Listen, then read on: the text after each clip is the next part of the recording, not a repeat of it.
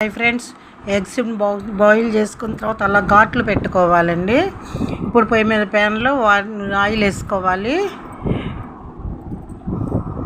ఒక 2 స్పూన్లు వేసుకున్నాను. ఇప్పుడు వీటిని ఫ్రై చేసుకున్న తర్వాత 1 నిమిషం అలా వేరొక బౌల్లోకి తీసేసుకొని ఇంకొక స్పూన్ ఆయిల్ వేసుకొని 2 ఇంచుల అల్లం, 1 వెల్లుల్లిపాయ మొత్తం వేసుకున్నానండి, ఒక పెద్ద సైజు. ఇది కొంచెం వేగనిచ్చి పచ్చి వాసన పోయే వరకు. ఇప్పుడు 2 స్పూన్లు కారం, సాల్ట్ టేస్ట్కి తగినంత, గరం మసాలా 1 స్పూను. గరం మసాలా తినేదాన్ని బట్టి ఘాటు తింటే ఇంకొక స్పూన్ వేసుకోవచ్చండి. నేనైతే 1 స్పూనే వేసుకున్నాను.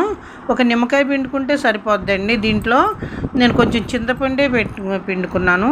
దీనిలోనే ఉప్పు ఉంటుందండి. చింతపండు రసం 1/2 స్పూన్ వేసుకున్నాను. రెడీ అండి. నా వీడియో నచ్చింది అనుకుంటున్నాను. ప్లీజ్ ఒక లైక్, సబ్స్క్రైబ్.